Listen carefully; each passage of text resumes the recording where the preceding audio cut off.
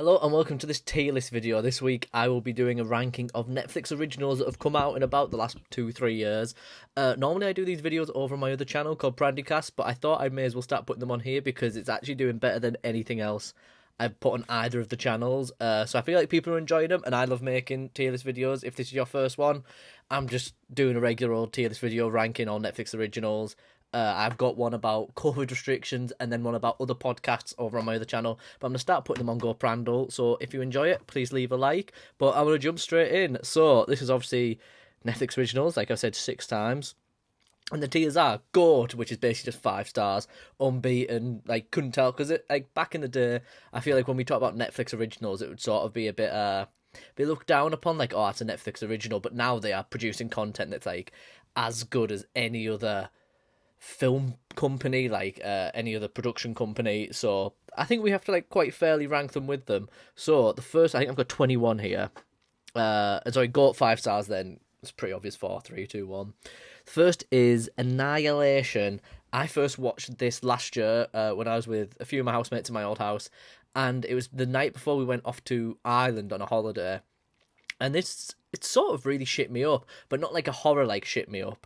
It was like, it's definitely a psychological thriller, I'd say. Fantastic cast. Really enjoyed it. I'm gonna go 4 stars. I think GOAT has to be reserved for those films. It's like absolutely amazing. Could watch every single day for a year, never get bored. Oh, and there's TV shows in this as well, so it's like, oh, different mix. But Annihilation, if you haven't seen it, definitely give it a watch.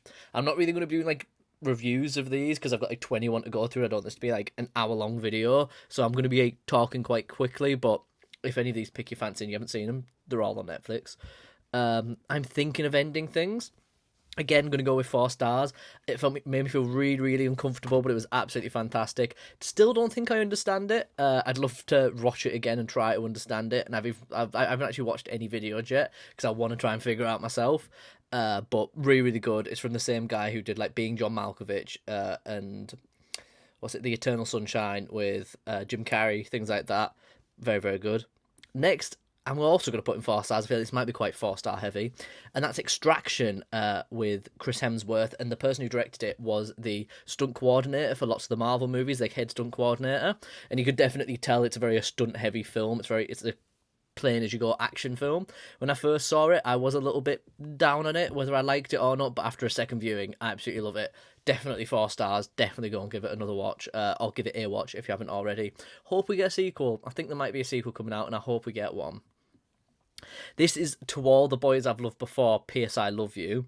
And it's going to go in 2 stars. So this is the sequel to the first PSI, To All the Boys I've Loved Before. Can't quite sit on my list here, but when we get to it, I'll talk more about how that was a good film.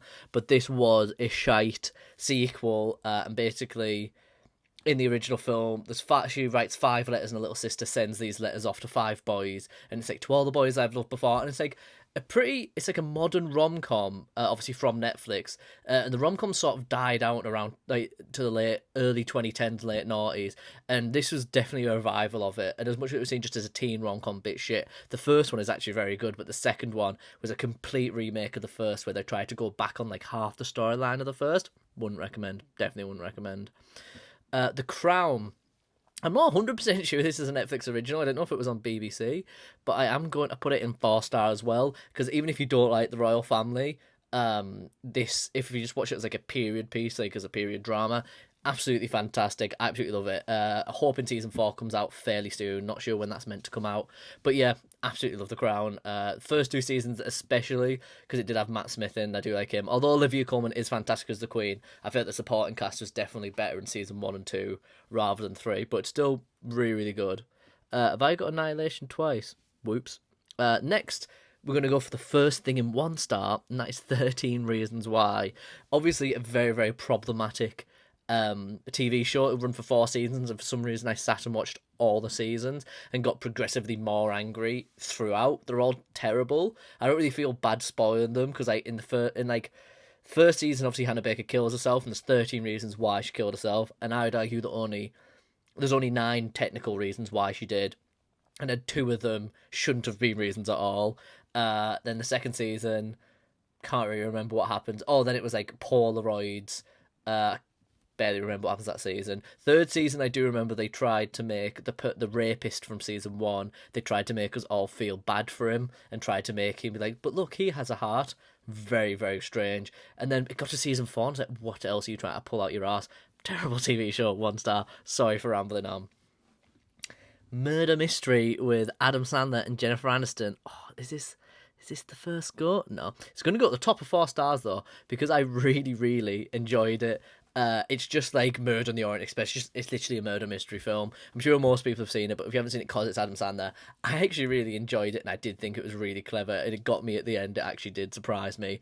And I quite like Adam Sandler films. I hate Pixels. For anyone that's concerned, Pixels is not a good film. Definitely not my favourite film. But I quite like Adam Sandler films, and Murder Mystery is actually pretty good. The next I'm going to have to put in Go, I feel like, even though my laptop's having a crisis. Stranger Things, that's obviously season 4. I'm pretty sure there's only 3 seasons out. Maybe there's 4. To be fair, it's been a long time since I've last seen them. But see, like, with what I'm thinking is season 3, right? The finale of season 3 when they're in the shopping centre and all the fireworks going off, like, oh my god, like, I absolutely love Stranger Things. I've loved it ever since I started watching it. I feel like it started in 2016, 2017 maybe? I've loved every season that's come out, and I will actually eat up as many seasons as they'll give me. I absolutely love Stranger Things. As much as Millie Bobby Brown is a horrendous homophobe, like, you have to put that towards the back, but Stranger Things is fantastic. I'm going to jump in here with 4 stars with To All the Boys I've Loved Before. Like I said, it did feel like the revival of the rom-com, even the teenage rom-com. Really enjoyed it. It was I know it was based on a book, so it was a bit like an original story. Hadn't really seen anything like it before. And I think it was quite clever. It didn't do it too much stupid stuff like the second one did. I might even want to move down the second one to 1 star. But the first one, if you're into rom-coms at all, definitely go and give it a watch, because I thoroughly enjoyed it, and I've watched it like twice now. Dolomite Is My Name. Definitely has to go 5 stars. This is one of my favourite movies of 2019. If you want to hear a much better description of it, go and listen to the Weekly Planet podcast. Just type in that and Dolmite Is My Name. But it's Eddie Murphy, like Eddie Murphy's big return. I don't think I've seen him in anything else since, but I absolutely loved it. Don't want to say anything about it because I don't want to spoil it. Go and give it a watch if you missed it. I do feel like it was missed in 2019, but it was definitely up there on some of my lists as one of my favourite films. On the other hand, we have Bird Box. I'm going to give that 1 star. One of the few films on here that actually caused quite a lot of accidents and deaths with the Bird Box Challenge, if you don't remember that, where people would cover their eyes and go driving and things like that. I just really didn't enjoy it. Maybe 1 star is a bit harsh, maybe give it 2. Bit horror, bit psychological thrillery, but yeah. What's she called? Not Sarah Jessica Parker, no. Sarah something. She's from Miss Congeniality. I can't quite remember her name. Miss Congeniality is a fantastic film. Definitely giving those a shout out. Definitely go and give those a watch. But Bird Box, not my cup of tea. Not at all. This next one is The Toys That Made Us, and I think that's a perfect 3 star, a perfect middle ground. It reminds me, there used to be a TV show on Channel 4 that, like, every single Christmas people would watch. And I feel like it was the same one every Christmas, and they just went through all the toys that, like, from like when we were younger, maybe from our parents were younger. But the Toys That Made Us, I think that came on in like January, maybe even Christmas time last year. And they had a good one on, like, I feel like they did one on Lego, Ninja Turtles, just toys I actually had as a kid. They did some cool documentaries on. Like Star Wars figures and things like that, and like how they're so, like, why they're so expensive and stuff. So if you're interested in, like, any memorabilia, toys, figures, things like that, definitely would give it a watch. Something I should have said at the top of this tier list video is that I have a podcast on Spotify and Apple Podcasts called Prandycast, and this week I've talked a lot about Netflix originals that have come out in about the last 2 weeks, and I talk about, like, Enola Holmes. I talk about the next one, Criminal, which I'm definitely, not 5 star, definitely going to give it 4 star. I also talk about The Social Dilemma. I also talk about The Challenger, the Final Flight documentary. So if you want to hear about any of those, especially in more detail, go and head over to my podcast on Spotify and Apple Podcasts. Prandycast. But this is Criminal, and I'm not going to say too much about it purposely, so you have to go and listen to my podcast. But season 2 just dropped, and it was absolutely insane. I actually really, really enjoyed it. Kit Harington and Kunal Nayers. I think that's how you pronounce his name. It's Raj from The Big Bang Theory. Their 2 episodes especially I absolutely loved. And David Tennant's from season 1. Absolutely fantastic, so definitely go and give it a watch. Is that worth 5 stars maybe though? Because I've never disliked an episode, which is straight. I'm going to give it 5 stars because I've never disliked an episode. Even though I haven't actually seen Spain, France, and the German versions of it, which are also available. But Haunting of Hill House, I'm definitely going to put high end on. Should I like mix these around of like what order I'd put them in? Probably like that, to be fair. So we're talking about The Haunting of Hill House. I recently, again, actually talked about this on my podcast, so I won't go too much into it, but I watched it recently with some of my flatmates, and it was very scary, very clever, and I'm thoroughly excited for season 2. But again, go listen to it on my podcast. Six Underground, again, definitely a 2-star film. This is Ryan Reynolds' film, which really surprised me. Netflix original, obviously. And I really was expecting to enjoy this, but it was just like your generic action film from the 2000 teens. I don't know what 2010s. And like they marketed it quite a lot with either Dave or the other Franco, one of the Francos. And spoilers, just don't watch this film. He dies in like the first scene, which is a bit of a shame because I was quite excited to see what he was going to do with it. But yeah, it's like they had a parkour guy. That's all I really remember. Parkour guy, they had fast cars. Can't remember the plot at all, but I just remember it being a proper generic action movie, but not like Expendables generic, where I sort of liked it. I just remembered it being terrible, so definitely going 2 stars. Down to Earth, as much as I really, really enjoyed it, I'm going to put it 3 stars because it like I enjoyed it. Obviously, it was with Zac Efron, very new. I think it was a big buzz around the internet when it came out. Thoroughly enjoyed it. Don't know if I'd really watch it again. I enjoyed watching it the first time, but it's not like at the height of like Haunting of Hill House or Criminal or Dolmite Is My Name. So I'm going to put it 3 stars because like definitely go and give it a watch. Obviously, I love all the environmentalism stuff, sustainability, so fantastic watch, but just not GOAT, is it? Not like 4 stars. Next one. See, this is one that I feel like is going to be controversial because I've only seen like the first 3 episodes of season 1. So maybe I shouldn't even be doing this. I'm going to put The Umbrella Academy at 3 stars. I definitely have to finish it and change my opinion of it because everyone I know who's seen it said it's really, really good and they really enjoy it. But I just couldn't really get into it like at all.